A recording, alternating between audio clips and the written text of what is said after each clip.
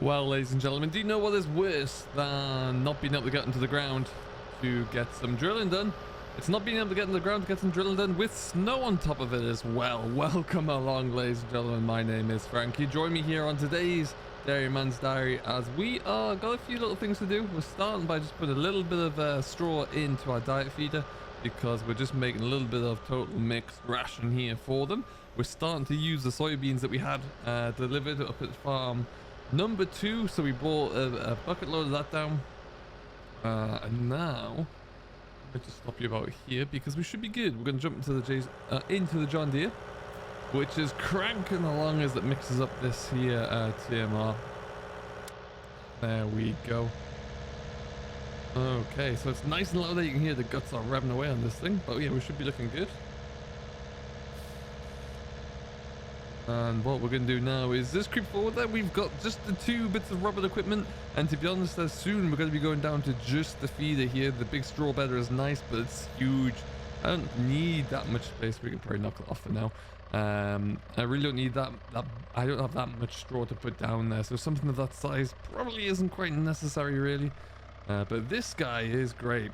What I do have about this, and what I love about this, is the ability to throw it out of both sides and out the back as well there. But you can see the conveyor belt is out on this side, so that means we get to reverse down here, and we'll get this all done and dusted. The calves are surviving this cold here. They've been putting on quite a bit of weight, actually, a bit of mass at the moment, which is fantastic to see. Really pleased about that one there, so hopefully that'll continue there. They're really starting to stack up. Some of them are coming in around 500 pound mark at the moment there, which is brilliant. Really pleased to see that. We're just going to slowly back our way into here. This is a tall beast, but we'll get her in. We're just going to square up a little bit more there. And then, like I say, we'd started to work down some land there recently. We had the hope that we'd be able to get going with a little bit of groundwork. This added snow on top of things, it's going to probably put a bit of a dent on that for the time being. Hopefully we'll get going in the next couple of days there, but for right now at least, yeah, it does look like it's a little thin. So what we have to do is sit tight and wait, and then see how long it's going to take to thaw off here. So hopefully, like I say there, it'll warm up in the early days next week because I'm desperate to get going with some spring drilling, as are most people at the moment there. This is proving a little tight to get in. We'll just go all the way down, and then we can always square up down the bottom there and bring ourselves back in. But yeah, what we put into here is a mix of grass silage, maize silage. There's a little bit of there's some soybeans in here, there's some sugar beet in here, and a little bit of straw as well. That straw is just going to really act as a bit of a as a bulk, really, as a fodder there. So all I need to do is just get this all unfolded, and then all we need to do is fire on the PTO again. It's going to come out the belt at the back. And we'll see as we follow the gauge here that we are kind of kicking it down there at a heck of a rate there into the trough, and then yeah, we'll be looking good here. So this full feeder should keep the cattle going here for pretty much all of the day. We'll top it up later on in the evening, and then we should be good. And then that's just done for the day. Actually, we've already done up at farm 2, so we'll just get farm 1 taken care of, and then we can we don't have to worry about that for a little bit. What we are hoping to go and do next though is go on a little bit of a treasure hunt, really. Picked up a higher bit of equipment last night. There was something we borrowed just for the next day or so, because I want to go down to one of the new bits of land we pick up and just have a look and see. There's something hidden in the building there that I want to go and have a look in and rip out where we can. So that's exactly what we're going to do. All right, that's looking pretty good there. I think we'll just slide forward a little bit, put the handbrake on, and then this can stay right about here. And that should be us looking good. Like I say, there's about 3 inches of snow on the deck, which is more than enough to be a nuisance, unfortunately. And we're going to, well, we're screwed for that for the time being. We've just got to kind of leave that be, and hopefully it'll melt away soon, although it's still hovering around 0, so it might be here for a bit of time, unfortunately. So we'll have to see what happens with that and see if we can get it get onto the ground soon. But anyway, let's just go and turn the light off here, and then we're going to go for a bit of a drive. We are still burning through straw at quite a rate, which is good. We've still got plenty left to go at, but yeah, it'd always be nice to kind of keep hold of some. So that's something that we're going to have to think about. But yeah, what we've hired here, as you can see, is a nice little, it's kind of like a self-propelled little bush shrub cutter, grass cutter thing. because we've got to go for a bit of a mission there, like I say. So we're going to fire up the old beast here, and we're going to go and have a look, see what we can get going with, and see if we can actually... When I was spreading lime there a while ago, something caught my eye, and I've never really had time to go and find out what it is or do anything about it there. So we're going to go for a bit of a poke around and see if it actually amounts to anything. See if it's worthy of our time and effort there, because it might not be. It might just be complete rubbish, but we'll only find out in a second there. We'll just pop out there.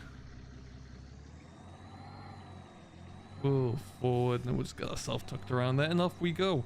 Like I say, everything else is kind of coming to a halt there at the moment, and it's just one of those things, really. We've got everything plowed over that we need to have plowed over there. We've got everything spread that we need spread in. We've just got to wait. So hopefully we're not going to be hindered by that for too long. Let me know how you're getting on as well. If the weather's been nice for yourself there, or if you're running into problems, what those problems might look like, because yeah, Lord knows that we're all having issues along the way. But yeah, that's kind of the plan that we're working to at the moment. A bit of a drop off the corner there we go. Castle still looks fantastic, right? And I think even through the haze you can just see some balloons up in the air there, which is kind of crazy to see. But yeah, we'll let them do that, because I don't want to be up there. It's far too cold. But yeah, as you can see there, the plough's been out this morning. I did offer services for ploughing there, never heard back from the local council, so that's clearly not something they needed any assistance with. But yeah, these roads are just about clear, passable for the most part, which is fine by me. There's no more snow forecast, so hopefully it's going to clear off there and we can get going. And like I say, just gotta hope that it warms up a little bit, just so it's sufficiently mild enough for this to melt, because at the moment that ain't the case. But yeah, we'll see. But what we're going to do is come into this field just about here. That river looks cold though, doesn't it? Heavens. And we're going to come into here. This is a grassland that we picked up there recently, only a few months ago, and it is the land that we need to pay our most attention to right now, because what we're going to do is head on up to these buildings. Now this land has had muck and lime put on there, so it's going to be silage ground that we're going to lift, but we just need it to start growing. It's in great shape now, from a pH level and from our nitrogen on there as well. It's looking fantastic. So maybe want to look at reseeding it in the years to come there, but nothing for right now. And what we're going to do is kind of just swing us around here, because it's in there. It's all overgrown, as many and all of the sheds are around here. But yeah, just want to have a quick look. I am sure there's something inside there. So what we're going to do is have a bit of a play. I've got a tow bar if I need one. I've got this little self-propelled thing that we can get in with. I got a chainsaw as well if we really need to get stuck in with a chainsaw, but we'll see how it goes. I think we'll just get this a little bit closer so we can just back that thing straight in. I was going to bring the Agri-Pro down here, but I figured that this old gear's got enough power to us, so we should manage. But let's see how we get on, shall we? We're just going to unload this, get it all set up there, and we're going to have a bit of a poke through, see what's hiding away from me inside this shed. Okay, so we'll just knock that off here and have a bit of a look, shall we? So we're going into here. Now there is a couple of old tractors in here. It's all, no, not old tractors really. There's one old shell of a tractor, but there's also a, let's get this taken off here. There's also an old rusty car. That's not really what intrigues me. There's a very loud train. There it is. That's the old Intercity 125 coming through. But let's get this off here. I'm just going to see if we can get this lifted off without causing any other issues. Okay, so what I think we'll do here is just try and get this jump onto here, get this all taken care of. So we can, this is actually self-propelled. You can push it, but it's pretty tough. We're just going to fire it up there.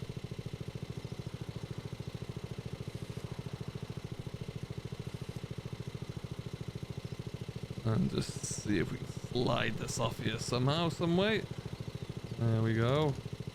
Easy does it there. It's a nice little, it's a vicious little cutter bar thing, but hey, it's pretty neat, pretty nifty there, that is for sure. Okay. Now if we need to as well, we can always use this low loader to actually move what is inside here, but for now let's just stop you about there. So here it is. This is the mess. Now this thing I've known about for a while. I'm not too concerned about this. Those days are long gone, I think. There's a Oh, I don't know what this is, but it's almost looks like an old grey Fergie. We might have to come and have a look at that one as well. But there's something a little bit more, at least I think there's something a bit more better condition over there. And I think I can just see it kind of creeping through. Can I work my way through? Oh, it's a bit thick in here. Is it ever? And here, there we go. Through. Ah! Haha! There it is. Look at that, folks. It is, well, it's beautiful, frankly. This is an old Hanomag, the old Bulldogs, and it's in pretty darn good condition, even though it's been tucked in here. I mean, this is fairly weatherproof. It's got a few old windows there, but yeah, it's not looking too bad. But what I don't know is if A, if it's going to start over, or B, if I can get out of here. So what we're going to try and do first is make a little bit of a pathway through. I think that's going to be the obvious starting point, and we'll see how we get on here. So we'll just kind of see if this thing's going to get cracking for us here, and then we'll get going with it really, and just see what that looks like. So let's just kind of push this on in here. It looks like this is a whole load of shrubs and trees. I don't need to kind of get more knocked, like completely mulched down, just kind of down low enough that I can get in with some tools to see if we can get this thing to start over and see what that's going to look like. How do I get this thing to work here? It's going to be that one on the left. There you go.